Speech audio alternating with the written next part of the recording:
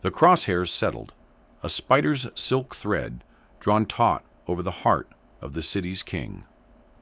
From his perch, 1,000 yards away, the man known only as Spectre exhaled, his breath a ghost in the frigid night air.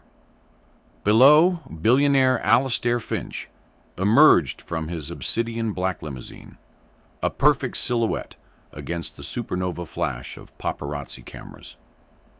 The world held its breath for him. Spectre's world held only the slight pressure of his index finger on cold steel. It was a clean shot, infallible. $1 million punctuation mark at the end of a gilded life. 3 seconds. 2. A flicker of movement in the alley to the left. A dirty smudge of a thing darting from the shadows, unnoticed by the security detail in their sharp suits and sharper eyes. 1. Then a sound the scope couldn't muffle, a child's raw, piercing shriek that sliced through the night. "Get down!" The world dissolved into chaos. Alastair Finch didn't process the words, only the primal urgency in the scream. His head of security, Marcus Thorne, a man whose reflexes were forged in theaters of war, Alastair only read about in financial reports, reacted without thinking.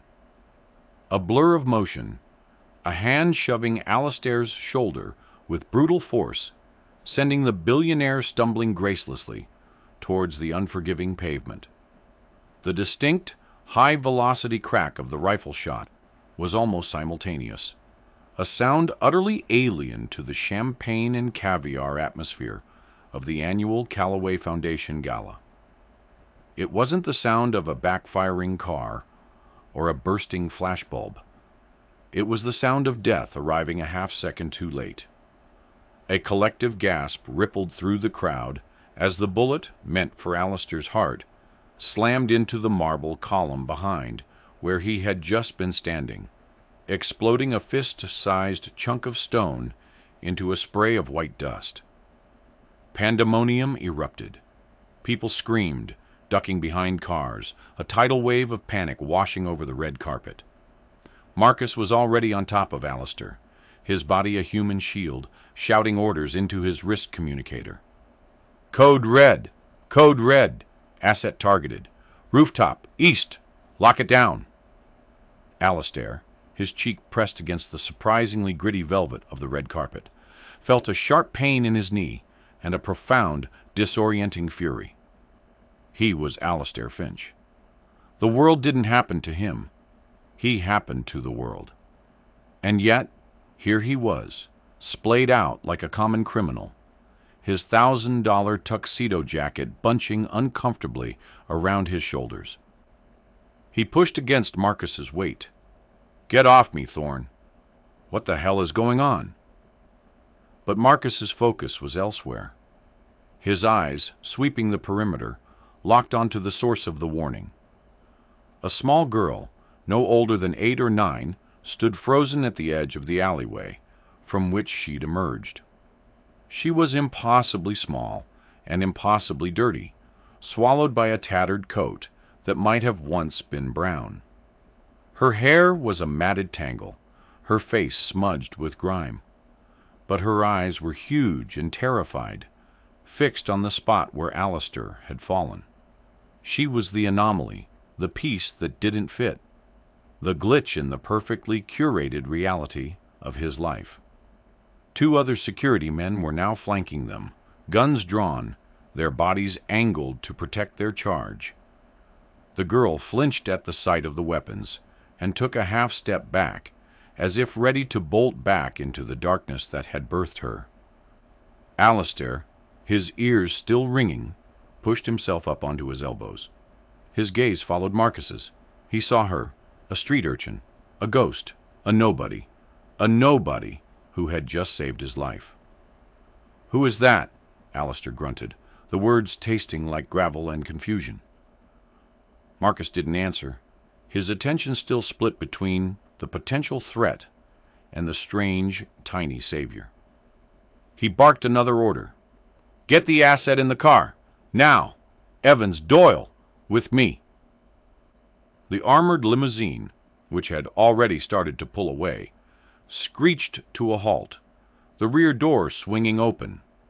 Men in suits swarmed, pulling Alistair to his feet, their hands firm and impersonal. They were propelling him towards the safety of the vehicle, but Alistair twisted his head, his eyes still on the girl. She looked like a frightened rabbit, poised for flight. For the first time in his meticulously controlled life, an impulse he couldn't quantify or monetize surged through him. "Wait!" he commanded, his voice raw with an authority that stopped even the highly trained security team in their tracks. "Her! The girl! Bring her!" Marcus turned, his expression a mask of disbelief. "Sir, we need to get you to a secure location. We don't know if there's a second shooter." "I don't care!" Alistair snapped, his composure returning, layered over the shock like a sheet of ice. "We are not leaving her here." "That's an order, Marcus. Get the girl." Spectre swore, a low, guttural sound of pure professional disgust. He lowered the rifle, the custom-built Nemesis Arms Vanquisher, and stared through the thermal scope at the chaos below. The shot had been perfect. The trajectory, the timing, the target's predictable pause for the cameras.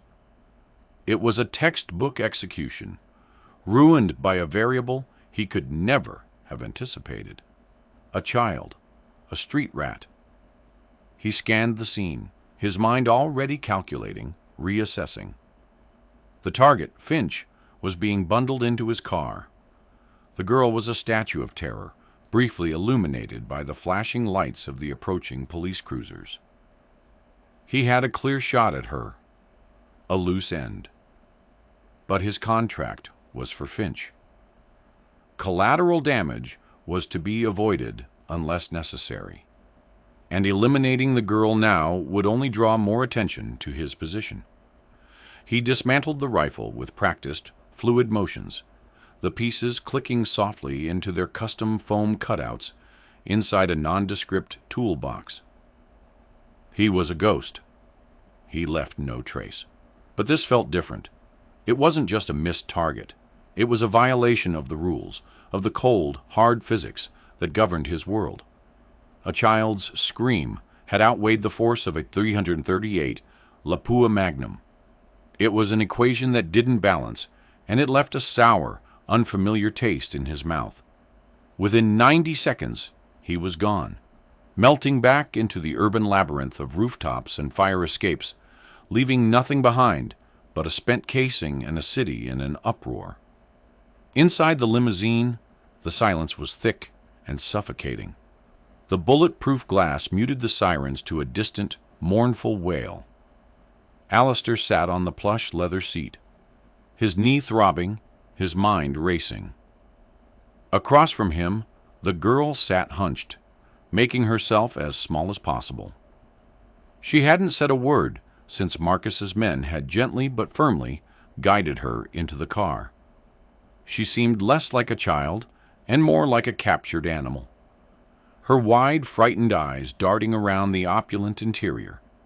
The polished wood grain, the soft ambient lighting, the small, humming refrigerator, stocked with mineral water he wouldn't dream of drinking. She smelled of damp concrete, unwashed clothes, and something vaguely sweet, like discarded fruit. Alistair studied her. Her skin, beneath the dirt, was pale. A bruise, faint and yellowing, marked her jawline. Her hands were raw and chapped, clutching a small, shapeless bundle of cloth in her lap.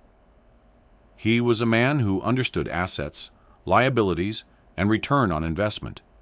This girl was a liability of the highest order. She was a witness. She was a complication. And yet, he owed her.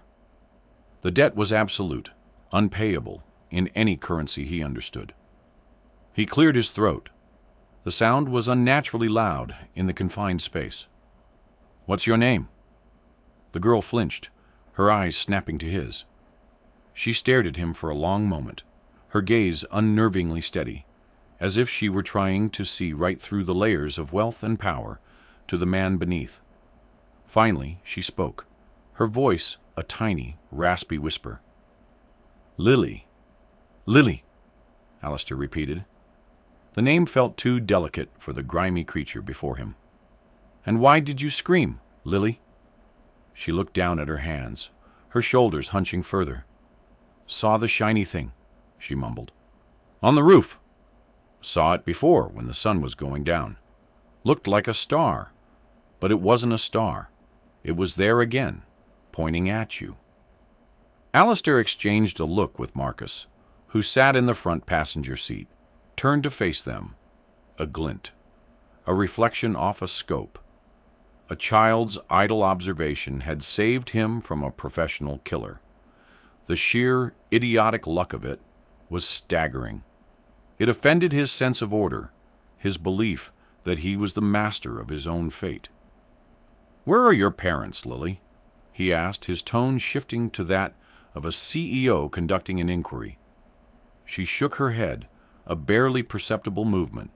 "Don't have any. Not anymore." The words hung in the air, simple and devastating.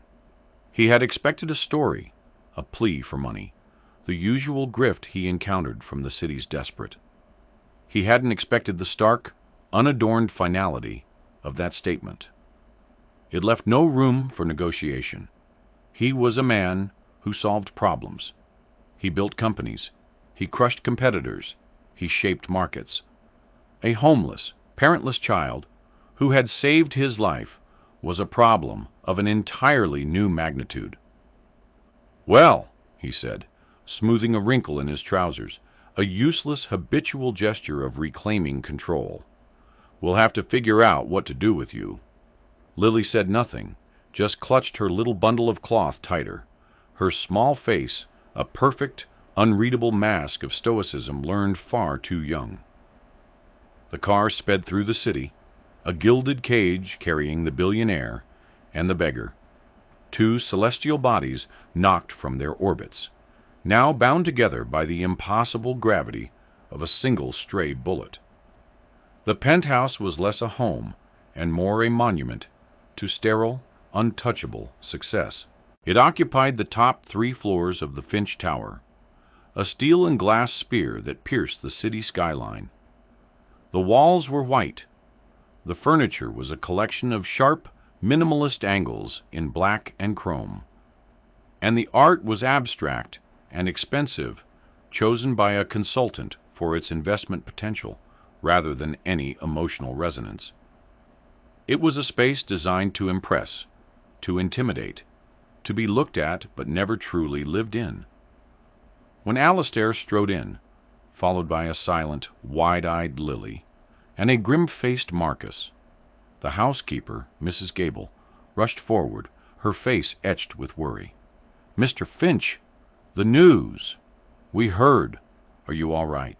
Mrs. Gable was a stout, sensible woman in her late 50s, one of the few people on Alistair's staff who dared to show genuine emotion in his presence. Her gaze fell on Lily, and her expression softened from alarm to profound confusion. Alistair waved a dismissive hand. "I'm fine, Helen. A minor incident." He gestured vaguely towards the girl. "This is Lily. She requires a bath and clothes. Something that isn't that." Lily shrank under his clinical assessment of her appearance. Mrs. Gable, however, simply nodded, her eyes full of a kindness Lily hadn't seen in a very long time. "Of course, sir. Come with me, dear." She extended a warm, work-worn hand to the girl. Lily hesitated, her eyes flicking to Alistair, as if seeking permission. He gave a curt nod. Reluctantly, she let go of her grimy bundle, placing it carefully on the floor, and allowed the housekeeper to lead her away down a long, white corridor. Alistair watched her go, a strange feeling twisting in his gut. He turned to Marcus, who was speaking quietly into his comms unit, coordinating with the police and his own security teams. "What have we got?" Alistair asked, walking over to the floor-to-ceiling window that offered a godlike view of the city he owned. Marcus ended his call. Sniper's Nest located, rooftop of the old textile building 3 blocks east. Professional job. He was gone before the first patrol car arrived. They found a single casing. 338 Lapua, military grade. This wasn't a random act, Alistair. This was a targeted assassination. Enemies, Alistair mused, staring down at the river of headlights below. I have a portfolio of them. Any one of them could have financed this. My team is already compiling a list of primary threats. We'll cross-reference it with anyone capable of hiring a freelancer of this caliber, but the immediate problem is the girl. She's a witness, Alistair stated, turning from the window. A witness who can describe seeing a shiny thing on a roof. It's not much. It's more than nothing. She saw the location. And whoever hired this man now knows she's the reason he failed. If they're smart, they'll consider her a loose end. The implication was chilling. The cold calculus of his world was now being applied to that small, dirty child. She stays here, Alistair said, the decision solidifying in his mind. This is the most secure building in the city. You'll double the perimeter detail. Marcus raised an eyebrow. For how long? A day? A week? We can place her in protective custody. Find a secure foster home. No, Alistair cut him off. She is my responsibility. She stays here until this is resolved. It wasn't an act of charity. It was an act of ownership. He owed a debt, and Alistair Finch always settled his accounts. This girl, this problem, was his to manage. He walked over to where she had left her small bundle on the polished marble floor. It looked like a piece of garbage, a stain on the perfection of his home. He nudged it with the toe of his expensive shoe. It was a small, crudely sewn doll made from scraps of fabric, its face drawn on with what looked like charcoal. It was pathetic. It was heartbreaking. He bent down, his stiff knees protesting, and picked it up. The fabric was soft from wear, and it smelled of rain and lily. He held it in his hand, this worthless, precious thing, and felt the foundations of his world begin to shift beneath his feet. An hour later, a new Lily emerged. Scrubbed clean, her skin was pale and freckled. Her hair, washed and combed by Mrs. Gable, a surprising shade of honey blonde. She was dressed in a set of pajamas, borrowed from one of the staff's children, a soft, fleecy material with cartoon stars on it that was several sizes too big for her. She looked even smaller and more fragile, without the layers of grime to protect her. Mrs. Gable had prepared a tray of food, a bowl of warm soup, a glass of milk, and a sandwich with the crusts cut off, and placed it on a low table in the vast living area. Lily stood staring at it, her hands clasped behind her back, as if she were afraid to touch it. "Go on," Alistair said, his voice softer than he intended. "It's for you." She approached the table cautiously and took a small bite of the sandwich. She chewed slowly, deliberately, as if she were committing the taste to memory. Alistair found himself watching her, fascinated and appalled. He had never witnessed hunger up close. To him, hunger was an abstract concept, a statistic in a philanthropic report. Here, it was a small girl savoring a piece of bread as if it were the finest meal on earth. He sat in one of his black leather armchairs, a glass of ludicrously expensive scotch in his hand, and observed his new house guest. "The police will need to speak with you," he said, trying to maintain a business-like tone. "They'll ask you what you saw. You just tell them the truth. About the light." Lily nodded, her mouth full. "Okay, and you'll be staying here for a while, in one of the guest rooms. You'll be safe here." She swallowed and looked at him, her blue eyes wide and serious. Why? The question was so simple, yet it disarmed him completely. Why? Because she was a loose end in a corporate assassination plot. Because he owed her a debt. Because leaving her on the street to be hunted by a killer was an unthinkable, albeit logical, option. Because looking at her made something in his chest ache. "Because it's the sensible thing to do," he said finally, the most honest, if incomplete, answer he could muster. She seemed to accept this. She finished the sandwich, then the soup, wiping the bowl clean with her finger. When she was done, she looked around the cavernous room, at the high ceilings and the endless windows, showcasing a city of lights. "Is this your house?" "It is. It's very big," she said, not with awe, but with a simple statement of fact. "Do you get lost?" He almost smiled. "Sometimes." A comfortable silence fell between them. It was a first for Alistair. Silence in his world was usually tense, a prelude to a negotiation or a confrontation. This was different. It was calm. He found he didn't mind it. Eventually, Mrs. Gable came to lead Lily to her room. As she was leaving, Lily paused at the door and looked back at him. "Thank you for the sandwich, mister." "My name is Alistair," he corrected her gently. She considered this. "Thank you, Alistair." And then she was gone. Alistair was left alone in the silence, the skyline glittering before him. He ran a hand over his face.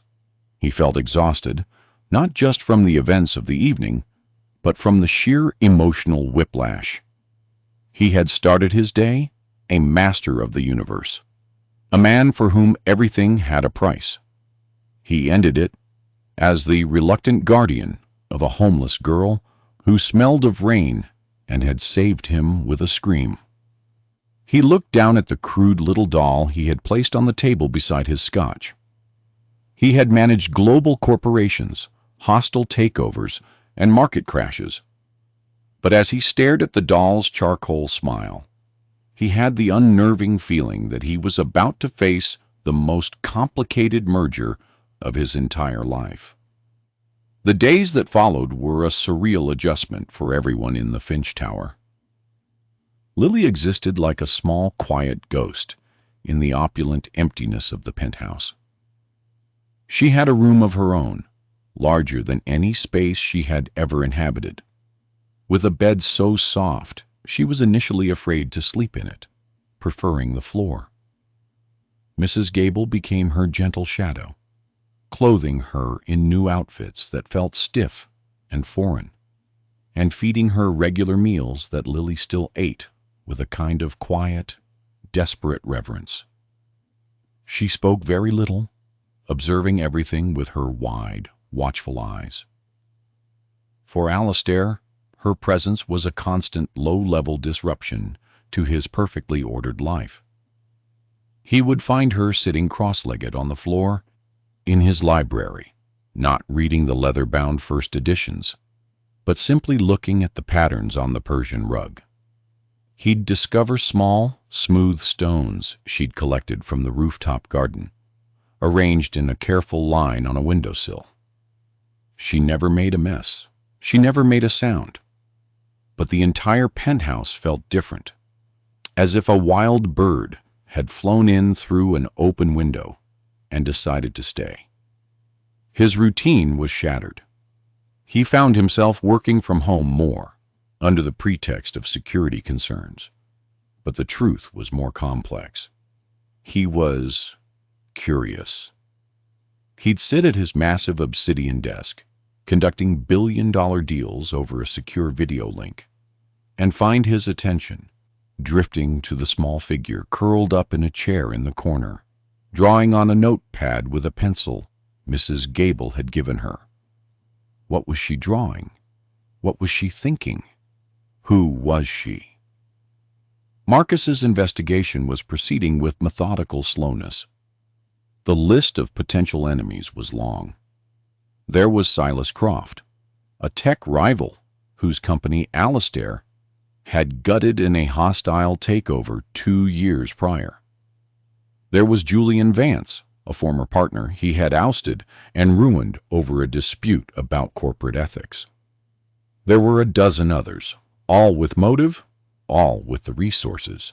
The assassin, Spectre, had vanished without a trace, a true professional. The police investigation had hit a similar wall.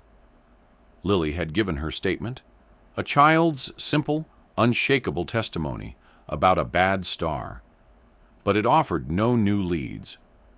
She was now, officially, a material witness in protective custody, with Alistair as her temporary guardian. The arrangement was a legal gray area, pushed through by Alistair's army of lawyers, who argued that his private security was superior to anything the state could offer. One afternoon, Alistair found Lily in the atrium, a 3-story glassed-in garden filled with exotic plants and a tranquil koi pond. She was kneeling by the water's edge, her small hand hovering just above the surface. A large orange and white koi fish swam lazily towards her, its mouth opening and closing.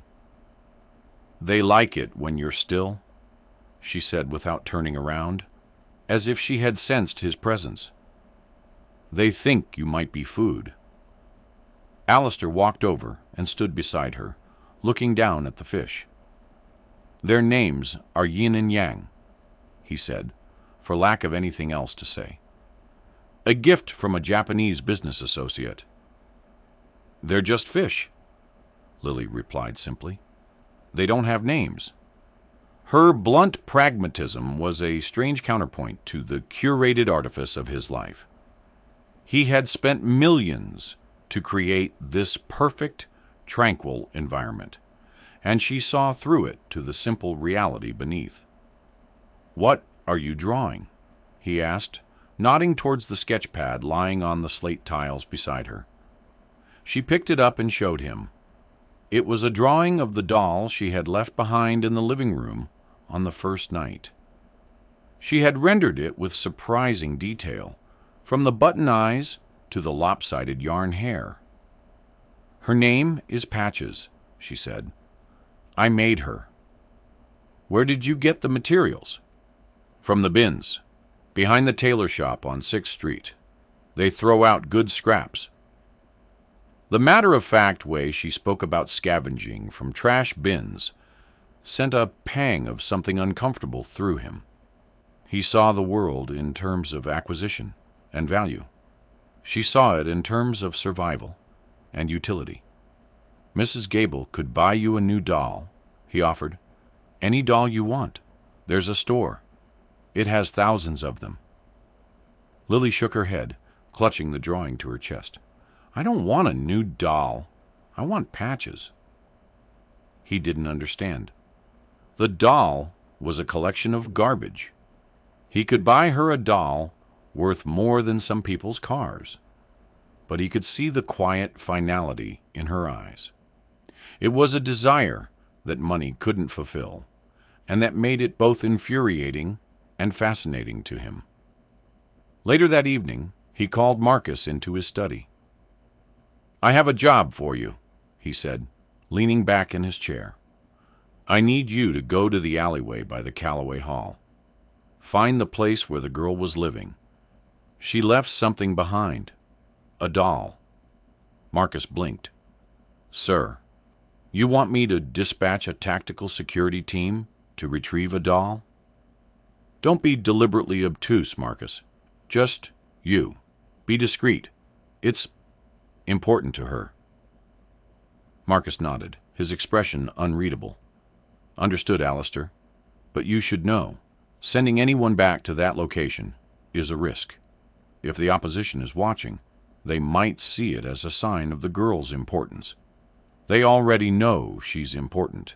They know I have her. Let them watch. Alistair said with a wave of his hand. "Just get the doll." Marcus left without another word. Alistair stared at the security feeds on his monitor, a grid of silent, watchful cameras covering every inch of his sterile empire. He was Alistair Finch. He could move markets with a word. And he had just dispatched his highly paid ex-Special Forces head of security on a mission to recover a toy made of trash. He poured himself another scotch and wondered when, exactly, he had lost control of the situation. Marcus found the nest, as he privately termed it, in a small sheltered alcove behind a restaurant's dumpster. It was a pathetic little setup, a flattened cardboard box for a mattress, a pile of filthy blankets, and a plastic crate containing a few meager possessions, a half-empty water bottle, a dog-eared paperback with the cover torn off. And there, tucked into a corner, as if placed there for safekeeping, was the doll, Patches. It was even more wretched-looking than he'd imagined. He picked it up carefully, placing it in an evidence bag he'd brought along. As he did, he noticed something else. A small, tarnished silver locket, half hidden beneath one of the blankets. He picked it up. It was cheap, the kind of thing that comes from a gumball machine, but someone had clearly cherished it. He opened it. Inside were two tiny, faded photographs. On one side, a young woman with a weary but kind smile. On the other, a man with his arm around her. They looked poor, tired, but happy. He recognized the woman's eyes. They were Lily's. He pocketed the locket and the doll. This was no longer just about a toy. This was about a life. He returned to the penthouse and gave the doll to Mrs. Gable to be cleaned. Then he went to Alistair's study and placed the locket on the polished desk. "I found this as well." Alistair picked it up, his large hands looking clumsy, holding the tiny object. He opened it and stared at the faded photos. Her parents? "It seems likely," Marcus said. "I'll have my team run the photos through facial recognition. See if we can get an ID. Find out what happened to them." Alistair closed the locket with a soft click. He held it in his palm, feeling its coolness against his skin. For years, he had dealt in abstracts, stock prices, market shares, corporate entities. He had forgotten that the world was made of people, of small, tangible things, of tarnished lockets and the stories they held. He looked up at Marcus. "Find out," he said, his voice quiet. "I want to know everything." The next morning, Mrs. Gable presented the cleaned doll to Lily. The girl's face, usually so composed, lit up with a brilliant, unadulterated joy that was so stunning it literally made Alistair pause in the doorway. She hugged the doll tightly to her chest, burying her face in its yarn hair. "Patches," she whispered. She looked up at Alistair, who was still standing there, watching.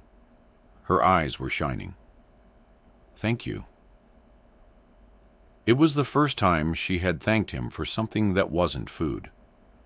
It was the first time she had looked at him not as a captor or a strange benefactor, but as someone who had understood. The feeling it gave him was unnervingly pleasant.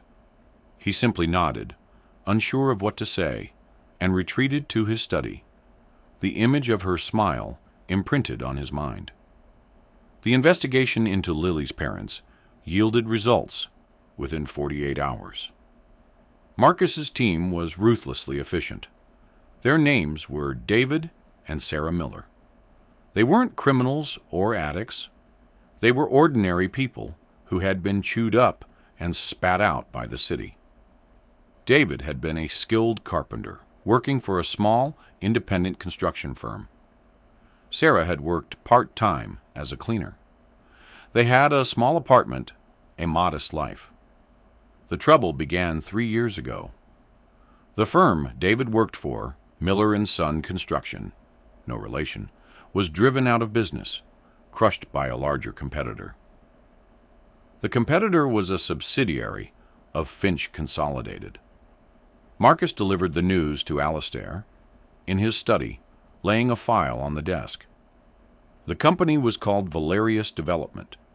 We initiated a hostile bid for their primary contractor, forcing them to sell off assets to stay afloat.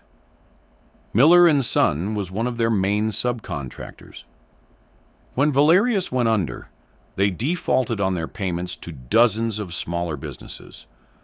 Miller and Son folded within a month. Alastair stared at the file, the corporate logos stark and familiar. He vaguely remembered the Valerius acquisition.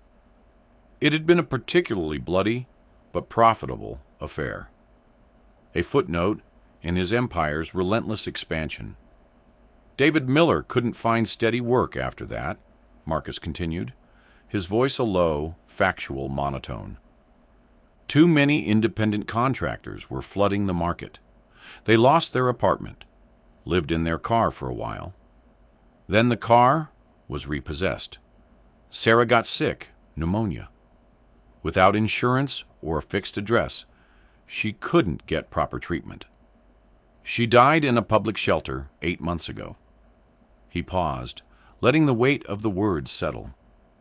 David Miller was found dead 6 weeks ago, an overdose. The police ruled it a suicide. Lily has been on her own ever since. The air in the room grew heavy, thick with the ghosts of Alastair's business dealings. He felt a cold knot tighten in his stomach. He was a ruthless businessman. He had made peace with that long ago. There were always casualties in progress. People lost jobs, companies failed.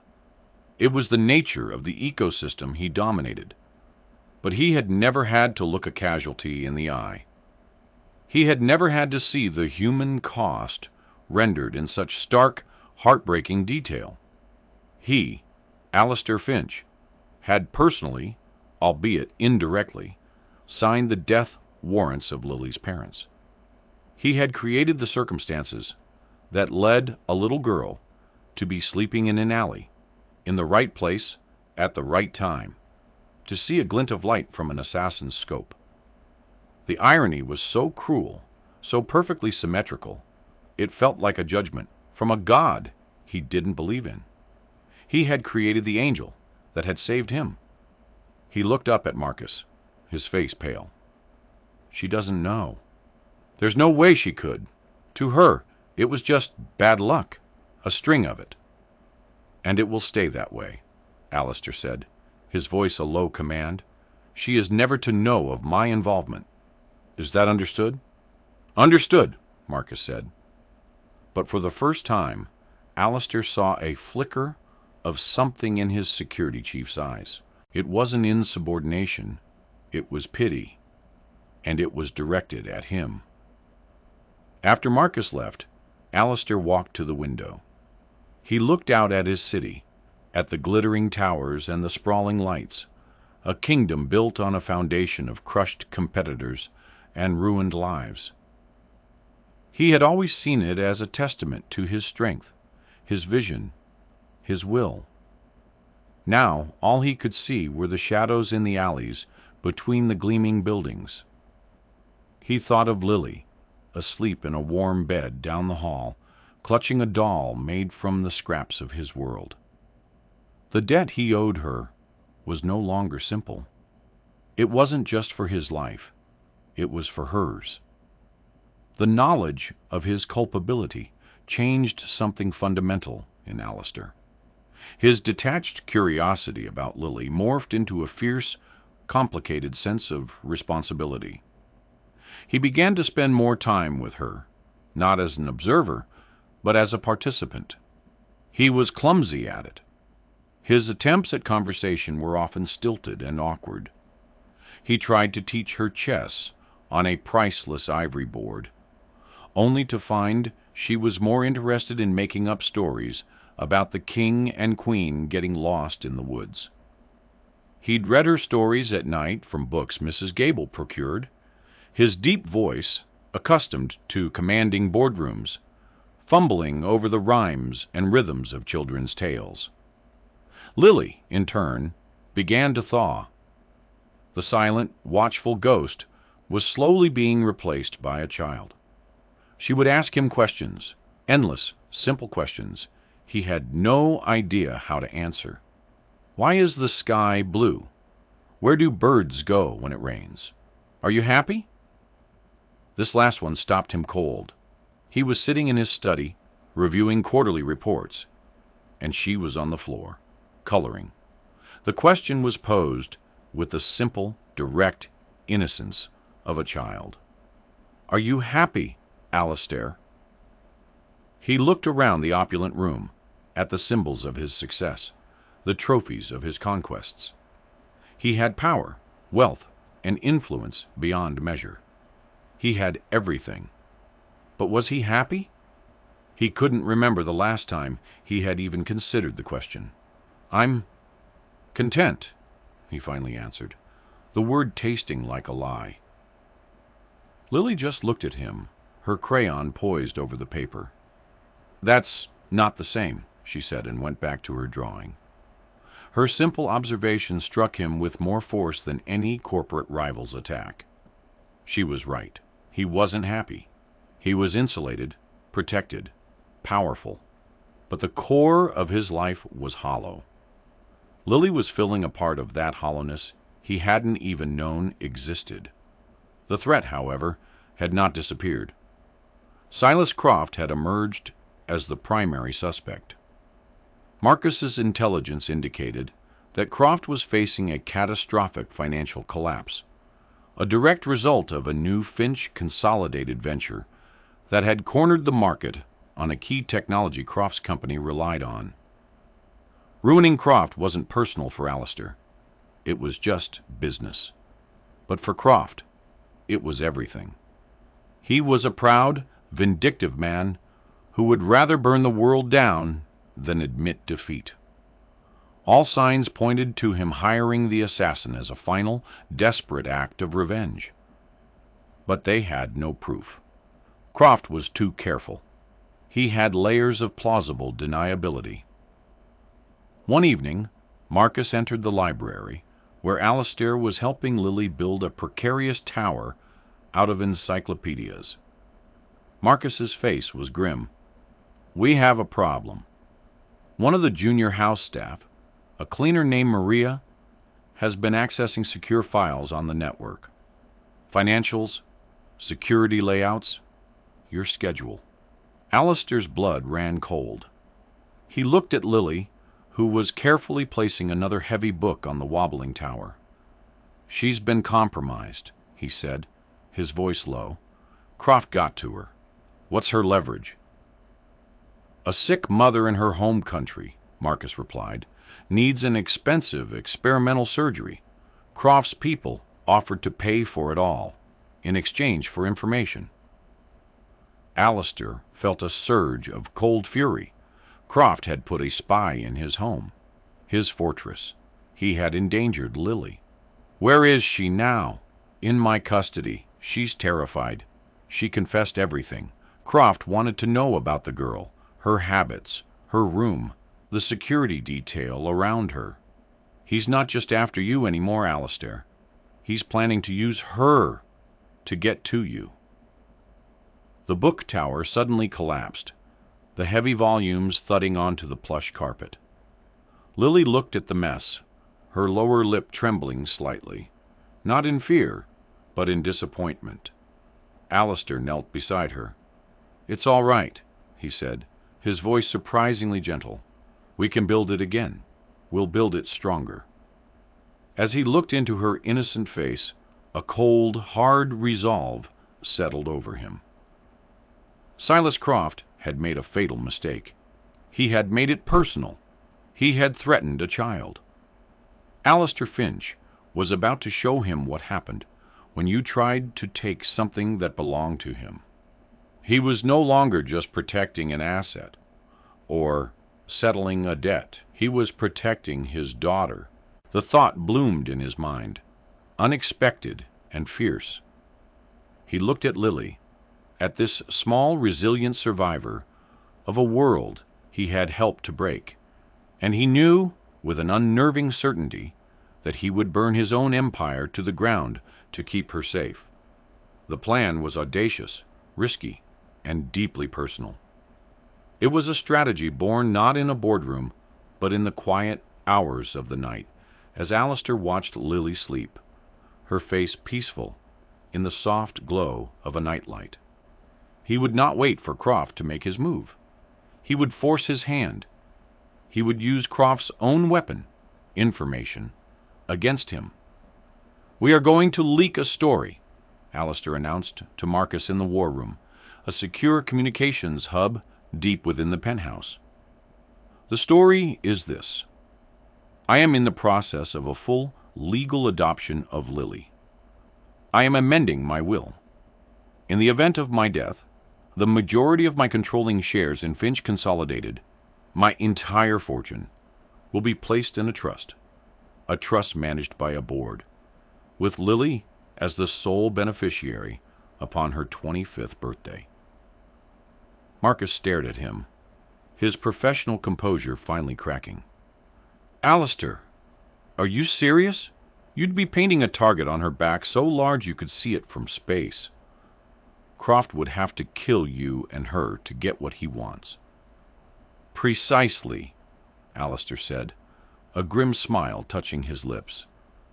"But we are also going to leak something else. We will leak falsified medical reports.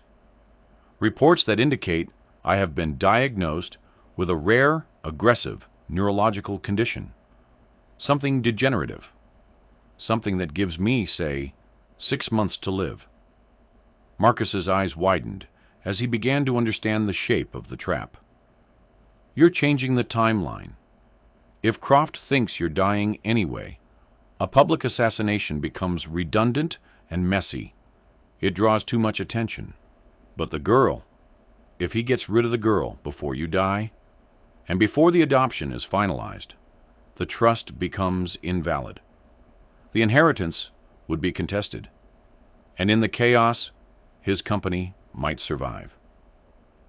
"He will shift his focus," Alistair concluded. "He will no longer be hunting me. He will try to abduct her, and when he does, we will be waiting." It was a horrifying gamble, using Lily as bait. The thought of it made Alistair physically ill. But it was the only way to draw Croft out from behind his layers of lawyers and plausible deniability. He would create a controlled environment, a stage of his own choosing, and let the villain walk right onto it. He went to Lily's room that night. She was already asleep, Patches the doll tucked under her arm. He sat on the edge of her bed, a position that was becoming familiar, and gently brushed a stray strand of hair from her forehead. Her skin was warm. She was real. She wasn't a pawn in a game. He felt a wave of self-loathing wash over him. Was he any better than Croft, using a child to achieve his own ends? But then he looked at her again, at the quiet trust in her sleeping face. He was doing this to give her a future, to erase the ghosts of the past he had created. This wasn't about his company or his legacy anymore. It was about her. "I'm sorry," he whispered into the quiet room. "I promise. I'll keep you safe." The next day, the leaks began. Carefully placed articles in financial blogs, anonymous tips to gossip columnists, a forged medical document finding its way onto a reporter's desk. The whispers spread through the financial world like a virus. Alistair Finch is dying. He's adopting the mystery orphan who saved him. He's giving her everything. Silas Croft read the reports in his stark, modern office, a space that was a cheap imitation of Alistair's own. He threw the tablet across the room, where it shattered against a concrete wall. It was too perfect. Finch, his great rival, being brought down not by a competitor, but by his own biology. And to add insult to injury, he was going to hand his empire, the empire Croft coveted, to a piece of street trash. The rage was a physical thing, a burning acid in his gut. But beneath the rage, a new calculation was forming. The assassin had failed. A direct attack on Finch was now foolish. His security would be impenetrable, and with his supposed diagnosis, nature would do the job for him. But the girl was the key. If she disappeared before the adoption was finalized, before the will was irrevocably executed, the line of succession would be broken. Finch's death would throw the company into chaos. The board would fracture. In the ensuing power vacuum, a clever rival could acquire shares, force a merger, pick the carcass clean. It was his only way out of the financial ruin Finch had engineered for him. He made a call on an encrypted line.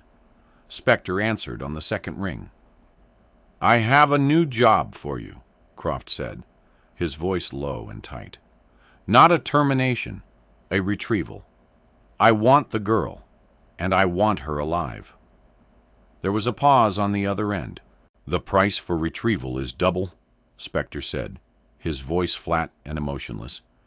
"And it's riskier. His security will be focused on her now." "I don't care about the price," Croft snarled. "Just get it done." He hung up and stared out his window at the Finch Tower, a glittering needle in the heart of the city. He would get the girl. He would tear down Alistair Finch's legacy. And he would dance on the ruins of it all. The stage was set. Following Marcus's carefully crafted intelligence, fed through the now cooperative cleaner, Maria, Croft was led to believe there would be a single, brief window of opportunity. Alistair was taking Lily for a mandatory psychological evaluation, a formality required for the adoption. The clinic was in a quieter part of the city. The route was predictable. Security, while heavy, would be focused on a direct assault, not a snatch and grab. They would expect a sniper, not a whisper. Alistair hated the deception. He explained to Lily that they were going on an outing, a trip to a special park. She was excited, dressing herself in a new yellow dress Mrs. Gable had bought her. The trust she placed in him was a physical weight on his conscience. The convoy consisted of two identical armored sedans, a decoy and the real vehicle. Alistair and Lily were in the second car with Marcus. The route was chosen specifically for a long underpass that would cut off any satellite surveillance and limit lines of sight for a sniper. It was the perfect place for an ambush. As they entered the echoing darkness of the underpass, it happened. A large construction truck, seemingly stalled, blocked the exit. Simultaneously, a panel van swerved behind them, boxing them in. It was a classic, brutally efficient trap. Men in black tactical gear poured out of the van, not with guns, but with hydraulic cutting tools and breaching rams. They weren't there to shoot. They were there to open the car like a tin can. "They're here," Marcus said calmly, drawing his sidearm. "Phase 2. Stay down with Lily." He was already speaking into his comms. "Strike team, go. Asset is compromised. I repeat, go." Alistair pulled Lily down, shielding her with his body. She was trembling, not understanding what was happening, but sensing the terror in the air. "It's a game, Lily," he lied, his voice tight. "Just a game of hide-and-seek. Keep your eyes closed." The sound of the hydraulic jaws of life biting into the car's armored door was a deafening screech of tortured metal. The bulletproof glass spiderwebbed as it was struck with a ram. Through the chaos, Alistair could hear shouts, the sounds of a struggle. Marcus was firing through the windshield at the men outside. Then the rear passenger door was torn from its hinges. A masked man reached in, his hands grabbing for Lily. Alistair roared, a primal sound of fury, and lashed out, striking the man in the face, but another pair of hands grabbed him, pulling him back. In that split second, the first man snatched Lily from the floor. She screamed, a sound of pure terror that lanced through Alistair's heart. And then he was gone, dragging the screaming child towards the panel van. Spectre. Alistair knew it was him. But just as Spectre reached the van's open door, the entire underpass was flooded with blinding light. Tactical teams, hidden in alcoves within the tunnel walls, rappelled from the ceiling. Armored SUVs that had been disguised as civilian vehicles screeched to a halt, blocking both ends of the trap. Croft's men were surrounded. Spectre, holding the struggling Lily as a shield, turned, his cold eyes assessing the impossible situation. He had been played. He pressed the barrel of a pistol to Lily's head. "Back off!" he yelled. "Everyone back off or she dies." Marcus had his weapon trained on Spectre. The underpass was a tableau of guns and shouting men. But Alistair wasn't paying attention to any of them. His eyes were on Spectre, on Lily's terrified face. He slowly got to his feet, raising his hands. "Let her go," he said, his voice ringing with an authority that cut through the noise. "It's me you want." Spectre hesitated. His contract was for retrieval, but the situation had changed. "He's not your client anymore," Alistair said, taking a slow step forward. "Silas Croft is, at this moment, being arrested in his office. His assets are frozen. He can't pay you." He saw a flicker of doubt in the assassin's eyes. "I, on the other hand, can," Alistair continued, his voice steady and calm. "I will triple whatever he promised you. I will wire it to any account you name right now. All you have to do is put the girl down and walk away." It was the ultimate negotiation, a business deal conducted at gunpoint for the highest possible stakes. Spectre was a professional, a creature of logic and payment. Loyalty was not in his vocabulary.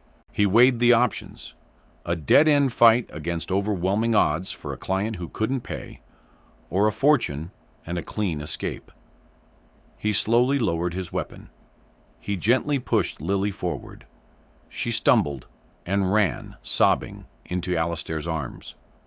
Alistair wrapped her in a hug, burying his face in her hair, his entire body shaking with relief. "It's okay," he whispered. "I've got you. It's over." When he looked up, Spectre was gone. Vanished into a service duct in the tunnel wall, just as Marcus's men were closing in on him. Marcus strode over. "He's gone, Alistair. We let him go." "He was a contractor," Alistair said, still holding Lily tightly. "The disease was Silas Croft, and we just cut him out." He looked down at the weeping child in his arms, her small body trembling against his. He had gambled with the most precious thing in his life, but he had won. In the aftermath, the world realigned itself.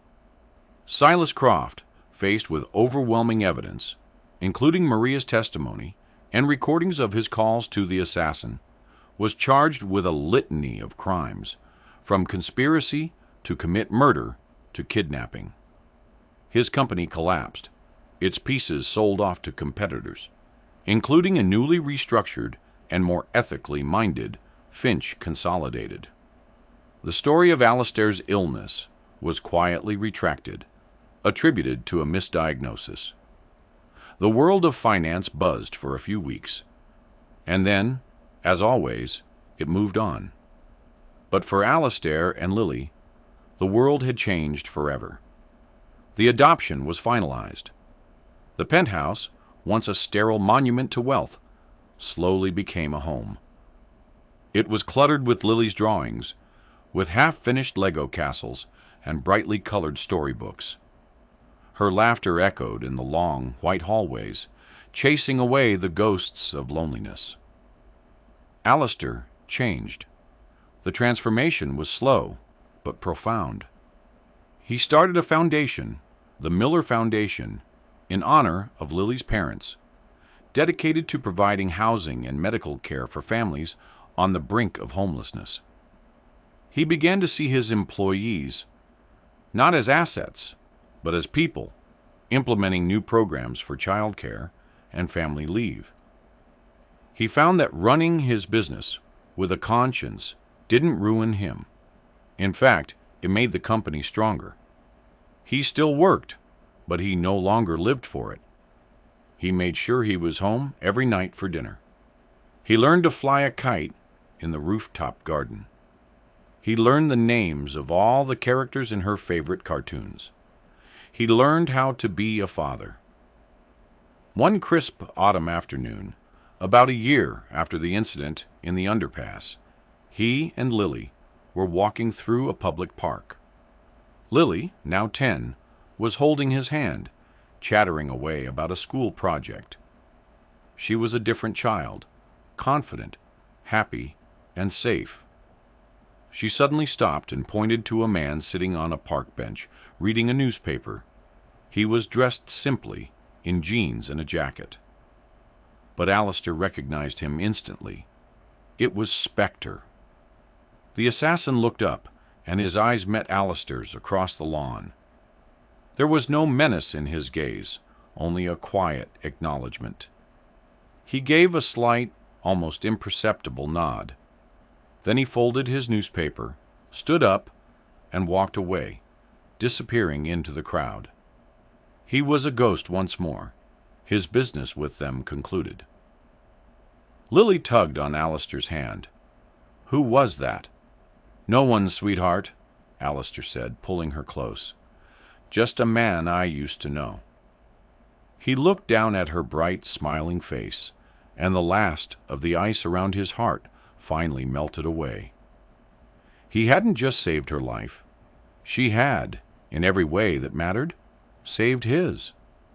She wasn't a debt to be repaid or a problem to be solved. She was the unexpected, illogical, miraculous variable that had finally balanced his life's equation. She was his daughter. And in the quiet warmth of that realization, the billionaire who had everything finally found the one thing he had never known he was missing: happiness. He had built an empire of steel and glass, but a little girl with nothing but a ragged doll and a courageous heart had taught him how to build a home.